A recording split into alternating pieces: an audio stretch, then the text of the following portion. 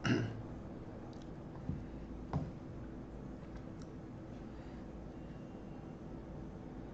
हिंद साथियों, सभी का स्वागत है। और आज हम लोग आपके साथ मिलकर ई-लर्निंग विद दुर्गेश पर सीटेट की जो ईवीएस की महत्वपूर्ण क्लास है उन सभी को एक एक करके क्रमवार रूप से पढ़ेंगे। और ये सीरीज आप सभी की परीक्षा के लिए काफ़ी महत्वपूर्ण है। और हम उम्मीद करते हैं कि आप अगर सीटेट पढ़ने जा रहे हैं तो सीटेट को पार करने के लिए एनसीईआरटी सबसे अहम और सबसे महत्वपूर्ण होती है। हमारा आपका पूरा फोकस जो होगा पूरी तरह से वो एनसीईआरटी पर होगा। और हम चाहेंगे कि एनसीईआरटी को कितना बढ़िया ढंग से हम लोग पढ़ ले और तैयार कर ले। क्रमवार रूप से हम आपके जो सवाल है, जो प्रश्न है, उनको एक तरफ से पढ़ते चलेंगे। और ये उम्मीद है, ये पूरी कोशिश है, इससे बाहर आपके सामने सवाल नहीं आएंगे। कौन सा क्रियाकलाप अंतः पर्यावरण को हानि पहुंचाता है? जितने भी लोग वीडियो को देख रहे हैं बताइए। ये पूरी तरह से एनसीईआरटी की सीरीज एक तरह से हम यूँ कह सकते हैं, ये एनसीईआरटी का निचोड़ है। तो फटाफट अंदाज में जितने भी लोग इस वीडियो को देख रहे हैं जवाब जरूर देंगे। निम्नलिखित में कौन सा क्रियाकलाप अंततः पर्यावरण से हानि पहुंचाता है? उच्च स्तर में संगीत, अधिक वृक्ष लगाना, तालाब में कुछ मछलियां डालना, जंगलों की कटाई करना। जितने भी लोग इस वीडियो को देख रहे हैं फटाफट अंदाज में जवाब देंगे। और हो सके तो इस वीडियो को अपने सभी साथी मित्रों तक शेयर जरूर करेंगे। जी हाँ, ये एनसीईआरटी की तरफ से सीटेट पर प्रहार है। यहाँ पर अगर इस प्रश्न की हम बात करें, यहाँ पर इस प्रश्न का उत्तर क्या होगा? क्रियाकलाप अंतः पर्यावरण को हानि पहुंचाता है। तो बताइए फटाफट अंदाज में इसमें क्या है जो हानि पहुंचाएगा?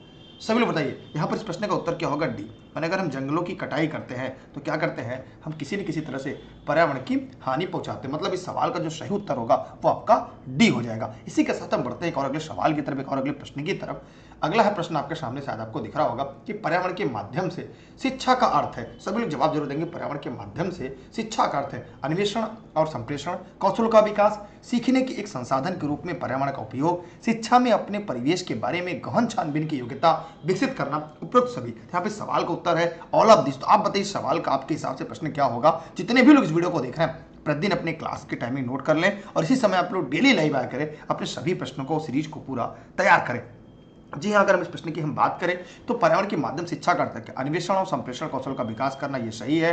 सीखने के एक संसाधन के रूप में पर्यावरण का उपयोग करना, ये भी आपका सही है। शिक्षा में अपने परिवेश के बारे में गहन छानबीन की योग्यता विकसित करना, अर्थात इस सवाल का जो सबसे सही उत्तर होगा ऑल ऑफ दिस डी। एक बात हमेशा याद रखिएगा, जहां पे अगर परीक्षा में अगर हम सीटेट की बात करें ऑल ऑफ दिस प्रश्न आ जाए तो यकीन मानिएगा कि 80% उपरोक्त जो है सभी सही होता है। ऑल ऑफ दिस जो होते हैं उपरोक्त सभी के सीटेट की अगर हम बात करें, अगर हम पर्यावरण शिक्षण की बात करें तो यहाँ पर आप लोग जानते रहिएगा। आगे बढ़ते हैं इसके एक और अगले सवाल की तरफ। प्रश्न नंबर 3 आपके सामने है कि पर्यावरण अध्ययन पाठ्य पुस्तक की विषय वस्तु में क्या होनी चाहिए? सभी लोग ध्यान से देखिएगा, ठीक है। परिभाषाओं और व्याख्याओं को दूर रखना चाहिए, रटकर सीखने को हतोत्साहित करना चाहिए, बच्चों को केवल निम्नलिखित जानकारी दी जानी चाहिए। 1 और 4, 2 और 3, केवल 3, 1, 2 और 3। यहाँ पे पूरे सीरीज को पढ़ेंगे। इसके साथ ही साथ हम प्रीवियस ईयर पेपर के प्रश्नों को पढ़ेंगे और जो ऑनलाइन मोड में सीबीटी मोड में जो पेपर प्रीवियस हो चुके हैं उनकी भी सीरीज हम आपके लिए क्रमवार रूप से जल्दी ही लेकर आएंगे। और उसकी जो पीडीएफ है वो आपको टेलीग्राम पर मिल जाएगी। टेलीग्राम पर आपको सर्च करना है दुर्गेश सर बिना स्पेस के ई-लर्निंग विद दुर्गेश है, उसे ज्वाइन कर लेना है, जहाँ पे आपको सभी क्लास और वीडियो की लिंक आपको मिलती रहेगी। क्लास भी आपको पूरी मिलती रहेगी। यहाँ पर इस प्रश्न का सही उत्तर क्या होगा? जवाब जरूर दीजिएगा। प्रश्न नंबर 3 आपके सामने है। अगर हम 3 की बात करें तो परिभाषा, देखिए पाठ्य पुस्तक की विषय वस्तु में क्या क्या होना चाहिए? परिभाषा और व्याख्याओं को दूर रखना चाहिए। ये भी ध्यान रखिएगा क्योंकि जो पर्यावरण है यहाँ पे जो आसपास जो एनसीईआरटी है वो कहता है रटना नहीं है, रटकर आपको नहीं याद करना है, आपको चीजों को सीखना है। इसलिए यहाँ पर यह कथन सकारात्मक है, सही होगा। रटकर सीखने को हतोत्साहित करना ये भी सही है, मैंने रटने वाली विद्या नहीं है। अब हम लोग को क्या करना होगा? पढ़ना होगा, समझना होगा, मैंने ये भी सही है। फिर कह रहा है कि बच्चों को केवल लिखित जानकारी दी जानी चाहिए। जी नहीं, बच्चों को केवल लिखित जानकारी दी जानी चाहिए। यहाँ पर अब इस प्रश्न का उत्तर आपके सामने जो है वो कहीं ना कहीं घुमावदार है। मैंने बच्चों को केवल लिखित जानकारी दी जानी चाहिए, ऐसा नहीं है, उन्हें मौखिक भी पढ़ाना चाहिए। उस हिसाब से देखा जाए तो यहाँ पे केवल 1 और 2 होगा। 1 और 2 यहाँ पे कोई विकल्प नहीं है। वैसे जिसका सबसे सही होगा 1 और 2, माने ये फर्स्ट और सेकंड इसका सही है, लेकिन ऐसा विकल्प में है नहीं।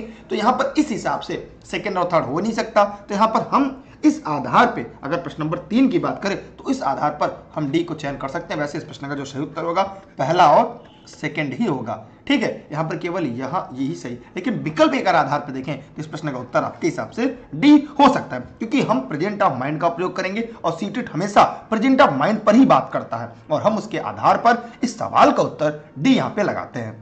ठीक है। वैसे यहाँ पे विकल्प ये है, बच्चों को लिखित जगह दी जानी चाहिए, यहाँ पे ये गलत है, लेकिन यहाँ पे विकल्प में ऐसा कुछ है नहीं, क्योंकि यहाँ पे विकल्प 4 भी होना चाहिए था, ऐसा नहीं, इसलिए यहाँ पर इस प्रश्न का उत्तर हम डी लेते, लेकिन इसका सही उत्तर जो होगा वो होगा फर्स्ट और सेकंड। यह उत्तर आपका कतई सही नहीं है। हम बढ़ते इसी के साथ अगले सवाल की तरफ। आप लोग ध्यान से पढ़ते रहिए। अगला सवाल आपके सामने, निम्नलिखित में कौन सा प्राथमिक स्तर पर पर्यावरण अध्ययन पढ़ाने का उद्देश्य नहीं है? ऐसे प्रश्न बहुत ज्यादा, आप ऑनलाइन मोड में परीक्षा आपने देखी होगी, चाहे ऑफलाइन होगी, ऐसे ही प्रश्न आपकी परीक्षा में आते हैं। जिन्होंने सीबीटी मोड में पेपर दिया होगा उनको भी पूरी तरह से ज्ञात और पता होगा। ऐसे सवाल अगर आपने नहीं पढ़े परीक्षाओं के लिए, फिर अभी भी आप काफी कोसों दूर है अपने सिलेक्शन से। तो बताइए, बच्चों पर आकलन के लिए शब्दावली और परिभाषाओं का बोझ डालना, जीवन और पर्यावरण से सरोकार रखने वाले मूल्यों को आत्मसात करना, पांडितिक व सामाजिक वातावरण के बारे में उत्सुकता जगाना, बच्चों को खोजने की प्रक्रिया में लगाना, व्यवहारिक क्रिया रखाव करवाना जो संज्ञानात्मक और मनश्चालक कौशलों के विकास में सहायक होती। प्रश्न नंबर 4 में से आपको बताइएगा निम्नलिखित में से क्या सही नहीं है? ध्यान दीजिएगा कि बच्चों के आकलन के लिए शब्दावली परिभाषा का बोझ डालना यह आपको नहीं करना है, इसलिए जो गलत है वही आपका सही है। यह किस आधार पर नहीं सही है? यह है आपका एनसीएफ 2005। एनसीएफ 2005 मैंने आपको पहले ही बताया है कि एनसीएफ 2005 से आपके परीक्षा में, एनसीएफ 2005 आरटी 2009 और नई शिक्षा नीति 2020 से कम आपके 35 से 40 सवाल आपके परीक्षा में पूछे जाते हैं। इसलिए ई लर्निंग विद दुर्गेश अगर आपने नोट्स पढ़ लिए होंगे, अपने पूरा तैयार कर लेंगे, तो ये बातें आप जानते रहिएगा। यहाँ पर आपका ये भी सही है, ये भी सही है, ये भी सही है, लेकिन गलत जो है वही है, इसलिए जो गलत है वही हमारा आपका सही होगा। इसलिए इस प्रश्न का जो सही विकल्प अगर हम आपके साथ बढ़े तो ए विकल्प को यहाँ पे हम ताला लगाते हैं, ए विकल्प को हम यहाँ पे लॉक करते हैं। अब जरा कमेंट करके बताइए कि आप लोग को समझ में आ रहा है? अगर आ रहा है तो इसकी पीडीएफ आपको टेलीग्राम पर मिल जाएगी क्लास खत्म होने के बाद। एनसीईआरटी की पूरी नोट्स हिंदी मीडियम अंग्रेजी मीडियम में दोनों ई लर्निंग विद दुर्गेश के ऐप पर उपलब्ध है। अगला प्रश्न आपके सामने, निम्नलिखित में कौन सा प्राथमिक विद्यालय में पर्यावरण अध्ययन पढ़ाने का उद्देश्य निरूपित है? बहुत ही इंपॉर्टेंट है, सभी लोग जवाब देंगे।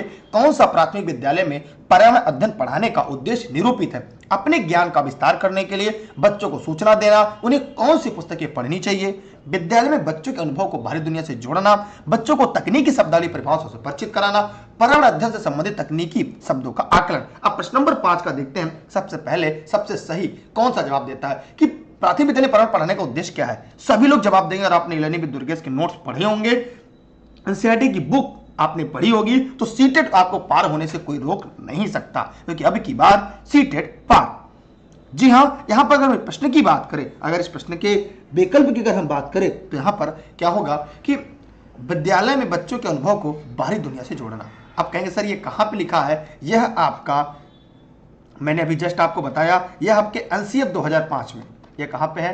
एनसीईएफ 2005 में कहा गया साफ साफ कि विद्यालय में बच्चे के अनुभव को बाहरी दुनिया से जोड़ना। जैसे एग्जांपल देते हैं, जैसे अगर आप बता रहे हैं कि बच्चों को अगर हम कहीं ना कहीं भोजन पढ़ा रहे हैं, तो भोजन पढ़ाने के लिए बच्चे के अनुभव को बाहरी दुनिया जोड़ना। आप कहेंगे बेटा ये बताओ कौन कौन खाना खा के आए? बच्चे कुछ कहेंगे सर मैं खा के आया, कुछ कहेंगे सर टिफिन ले हैं। अच्छा, जो टिफिन लाए हैं और कुछ खाना खा के आ रहे हैं, अच्छा क्या खाया था बेटा? कोई कहेगा सर मैं रोटी सब्जी खाया था, कोई कहेगा दाल चावल खाया था। तो इस तरह बच्चे अपने जवाब देंगे। कोई कहेगा सर ब्रेड खा के आए थे, कोई कहेगा सर चाय रोटी खा के आए थे। कहेंगे जो हम खाकर आए थे इससे क्या मिलती है? हमें ऊर्जा मिलती है, और जिससे हमें ऊर्जा मिलती है उसके लिए हम क्या करते हैं? खाना खाते हैं। उस खाना को ही हम भोजन करते हैं। मतलब जो बच्चा भोजन नहीं जानता था, हम उसके ज्ञान से, उसके अनुभव से हमने बाहरी दुनिया को जोड़कर और हमने पढ़ाना शुरू किया। तो यहां पर हमने ये देखा, हमने पढ़ा, इस हिसाब से सवाल का उत्तर बी होगा। सीटेट को पास करना आसान है, लेकिन उसके शब्दों को ध्यान देना जरूरी है। अपने बच्चों को सूचना देना, बच्चों को सूचना नहीं देना। एनसीईआरटी 2005 का इसलिए गलत हो गया। शब्दावली परिभाषा को परिचित कराना, ये भी नहीं है। तकनीकी शब्दों का मतलब यहां पर हमेशा याद रखना है, बच्चों को रटाना नहीं है, बच्चों को डांटना नहीं है, बच्चों को मारना नहीं है, बच्चों को सिखाना है। और हम बच्चों को सिखाने पर अगर फोकस करते हैं, अगर आपके मन में यह बात समझ में आ गई, आपको अगर ये बातें समझ में आ गई, तो सीटेट पार होने से आपको कोई भी रोक नहीं सकता। हम इसी के साथ अगले सवाल की तरफ आगे बढ़ते हैं। क्या आप लोग को मेरी बात समझ में आ रही है? सवाल समझ में आ रहे हैं? उसकी व्याख्या बहुत जरूरी है। सीटेट प्रश्न पढ़ने से ज्यादा उसकी व्याख्या समझनी जरूरी है, इसलिए मैं बार बार आपको फोकस करके व्याख्या देने का प्रयास कर रहा हूं। हम अगले सवाल की तरफ बढ़ते हैं आपके साथ। अगला सवाल आपके सामने है, प्राथमिक स्तर पर पर्यावरण अध्ययन के शिक्षण में कहानियां और कविताओं का प्रभावी ढंग से उपयोग किया जा सकता है। पर्यावरण अध्ययन में इनके उपयोग का मुख्य उद्देश्य क्या है? इसका जवाब उन सभी साथियों को देना है जो इस प्रश्न को ऑनलाइन रूप में पढ़ रहे हैं। सभी लोग फटाफट अंदाज में जवाब देंगे। कक्षा की विविधता की पूर्ति, भाषिक कौशलों को बढ़ावा देना, सीखने के लिए संदर्भगत वातावरण प्रदान करना, पाठों को आनंददायक बनाना। प्रश्न नंबर 6 के जवाब देने हैं। देखिए, कह रहा कि प्राथमिक स्तर पर्यावरण अध्ययन के शिक्षण में कहानियों और कविताओं का प्रभावी ढंग से उपयोग किया जा सकता है। पर्यावरण अध्ययन में इनके उपयोग का मुख्य उद्देश्य क्या है? कक्षा की विविधता की पूर्ति करना, भाषी कौशल को बढ़ावा देना। यहाँ पे हम एकदम स्पष्ट रूप से हम यहाँ पे आपको बताना चाहेंगे, सीखने के लिए संदर्भगत वातावरण प्रदान करना, पाठों को आनंदमय बनाना। यहाँ पर कह रहा है कविता पर्यावरण, इसका मुख्य उद्देश्य क्या है? यहां पर देखा जाए तो चारों विकल्प सही लग रहे हैं। अगर आपने ध्यान से पढ़ा होगा तो आपको लग रहे होंगे हाँ यहाँ तो चार के चारों सही है। फिर इसका सही उत्तर क्या होगा? जरा आप लोग बताइए, सभी लोग फटाफट कमेंट करके बताइए कि क्या आपको क्या लगता है इसका सही विकल्प क्या होगा। फिर मैं आपको बताता हूं कैसे प्रश्नों को विकल्प को पकड़ते हैं। बताइए सभी लोग, जितने भी लोग इस वीडियो को देख रहे हैं, सभी साथी।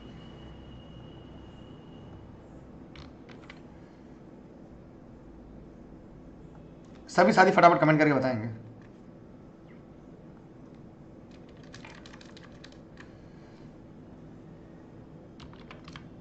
बताइए फटाफट अंदाज में।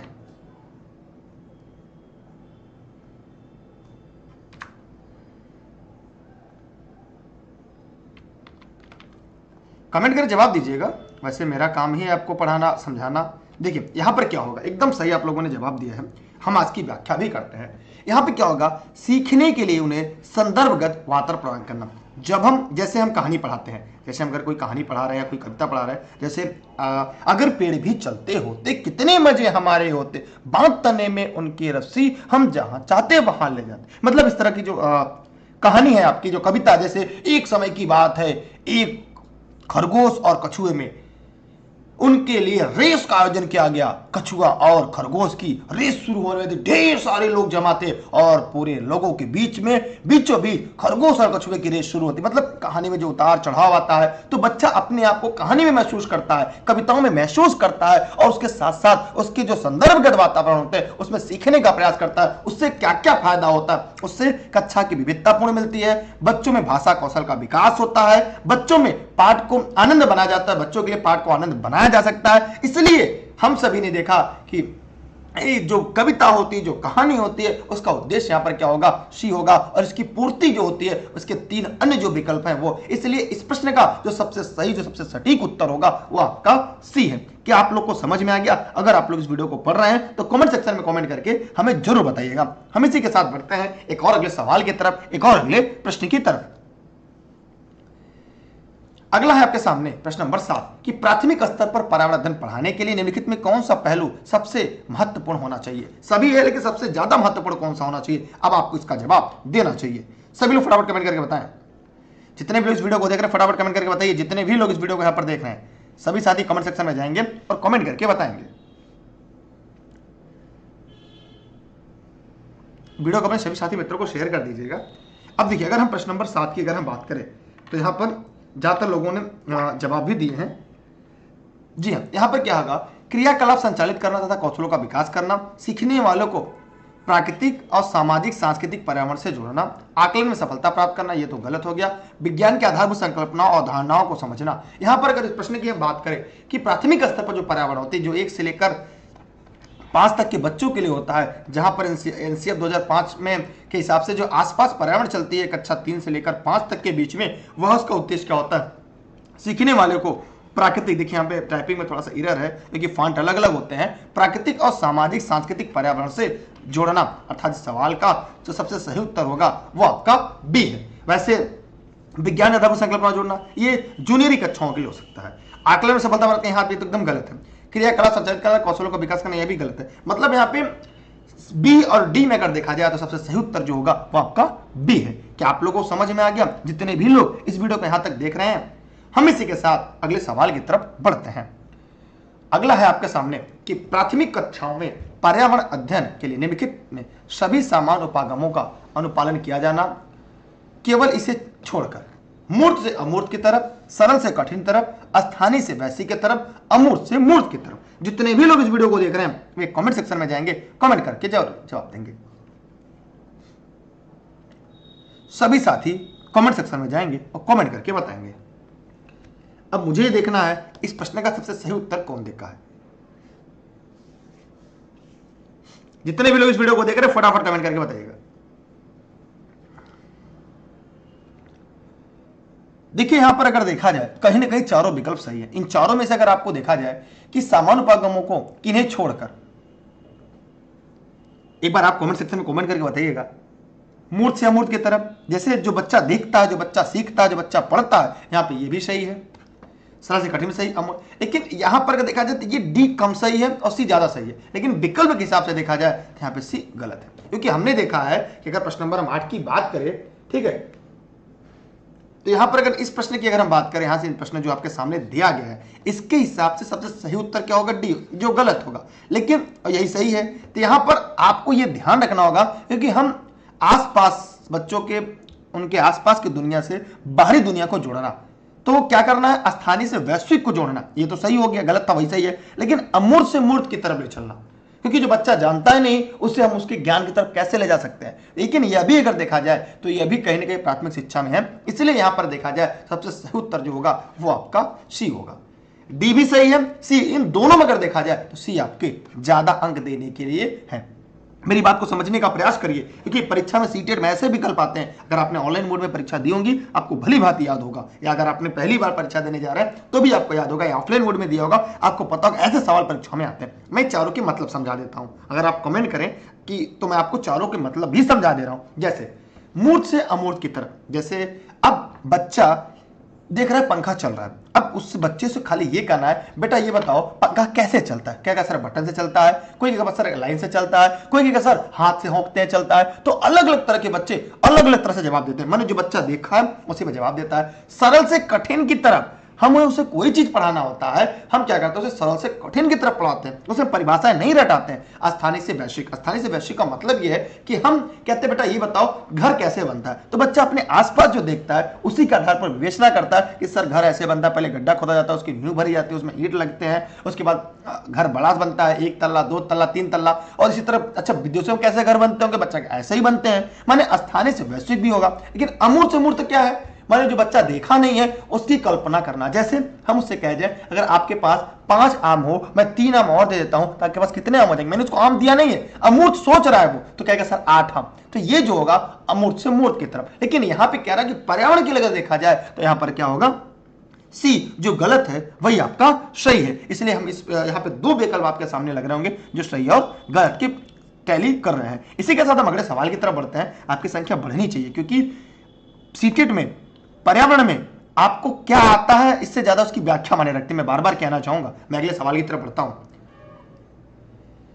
अगला, निम्नलिखित में से कौन सी अंतर्राष्ट्रीय संस्था पूरे विश्व में पर्यावरण सुरक्षा की देखभाल करती है? WWF, इसका फुल फॉर्म क्या होगा? कमेंट करके जरूर जवाब दीजिएगा। WHO, इसका फुल फॉर्म कमेंट करके जवाब दीजिएगा। पेटा, इसका फुल फॉर्म कमेंट करके जवाब दीजिएगा। UN, इसका फुल फॉर्म कमेंट करके जवाब दीजिएगा। यहां पर इस प्रश्न का उत्तर होगा, जी हां, प्रश्न नंबर 9 UN। सी, WWF क्या है इसका कमेंट सेक्शन में जाइएगा और कमेंट करके जवाब दीजिएगा। सभी साथी जितने भी लोग यहाँ पे देख रहे हैं वीडियो को, अंतर्राष्ट्रीय संस्था पूरे विश्व में पर्यावरण सुरक्षा की देखभाल करती है। अंतर्राष्ट्रीय संस्था पूरे विश्व में पर्यावरण की देखभाल करती है। WWF का फुल फॉर्म क्या होगा? कमेंट सेक्शन में कमेंट करके जवाब जरूर दीजिएगा। वर्ल्ड, WHO का वर्ल्ड हेल्थ ऑर्गेनाइजेशन होगा। पेटा का क्या होगा? कमेंट जवाब आना चाहिए। पर्यावरण जागरूकता का किसके द्वारा सृजन किया जा सकता है?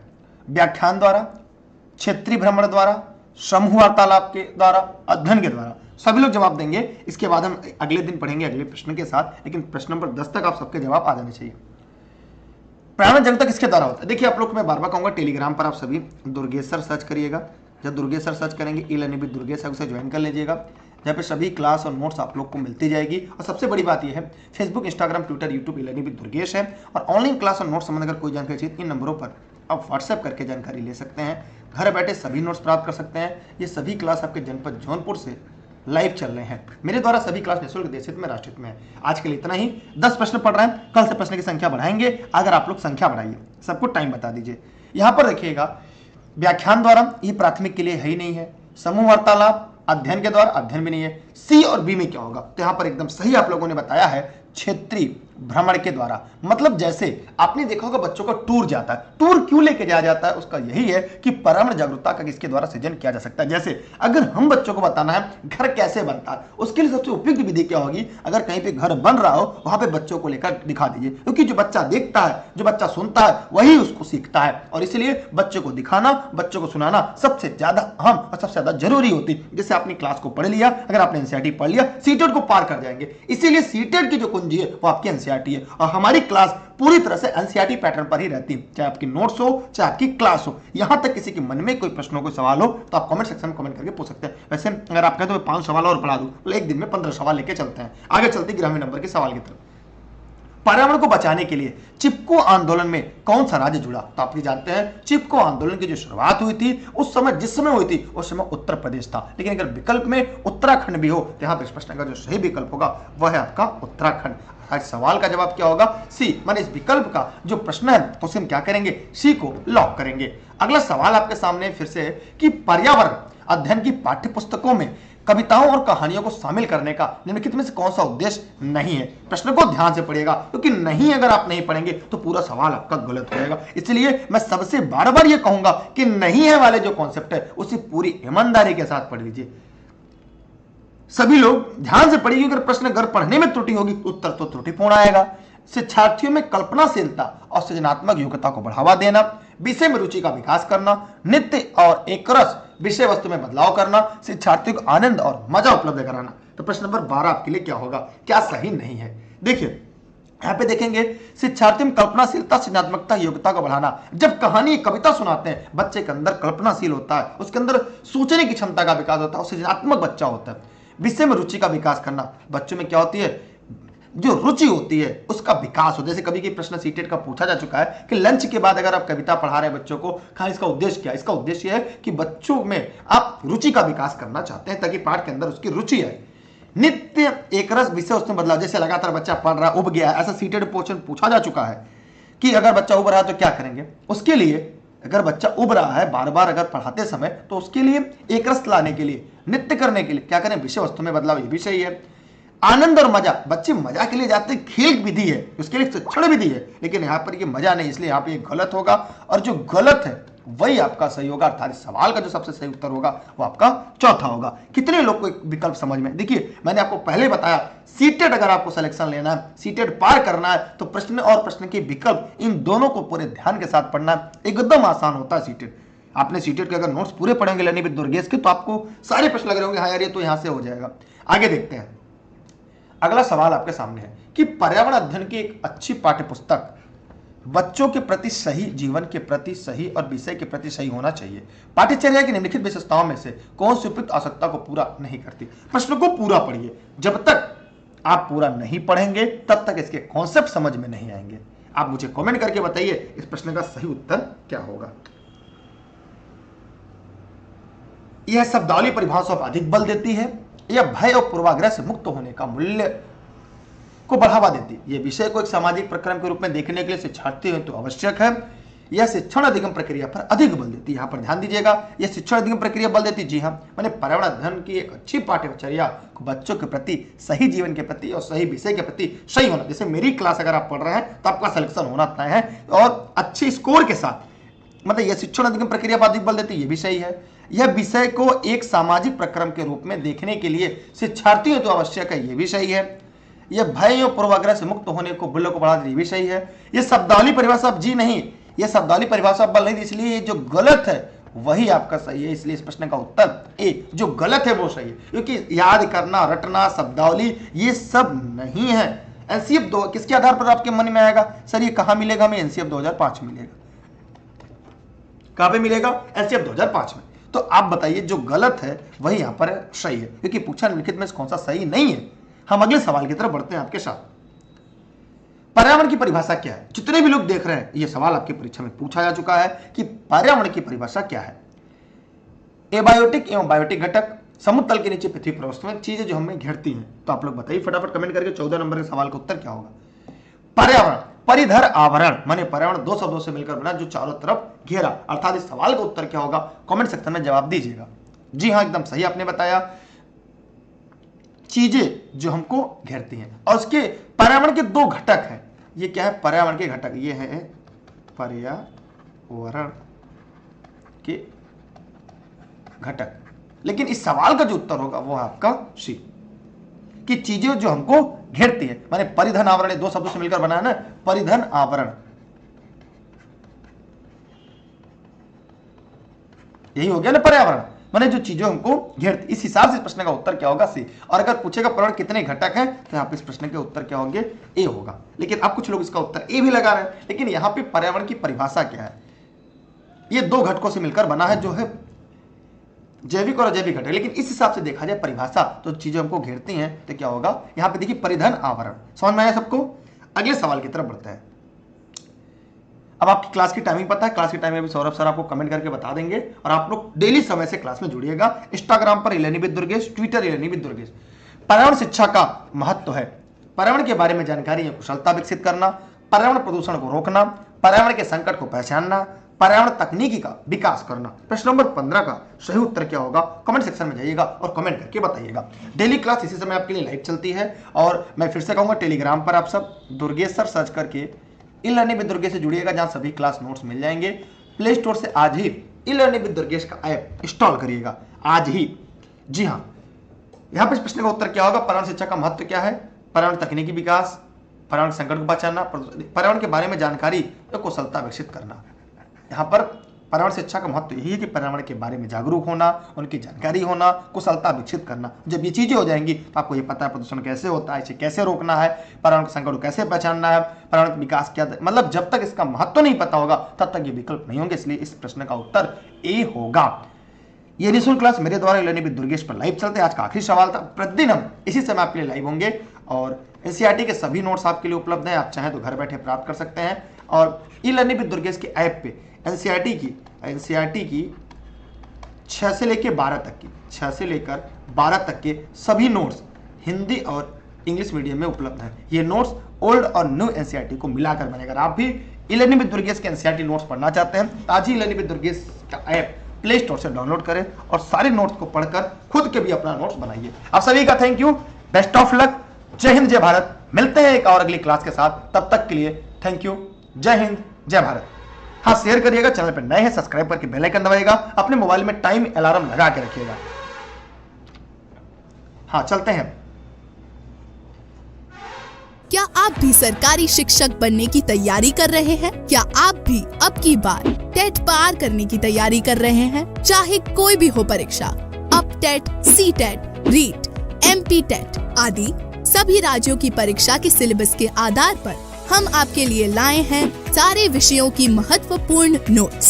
स्टेट, NCERT और प्रीवियस ईयर के पेपर के आधार पर डिजाइन किए गए हैं, ताकि इस बार आपका सरकारी शिक्षक या शिक्षिका बनने का सपना साकार हो जाए। अब की बार टेट पार, सुपर टेट, KVS और रीट मेंस एग्जाम के नोट्स भी उपलब्ध हैं। ऑनलाइन क्लासेस में practice sheets, model paper, online live और रिकॉर्डेड सेशन और PDF नोट्स भी अवेलेबल हैं। ई लर्निंग विद दुर्गेश का ऐप प्ले स्टोर से डाउनलोड करें। अधिक जानकारी के लिए कॉल करें 63063 44367, 73551 79012 या 73988 83002 पर। एड्रेस जौनपुर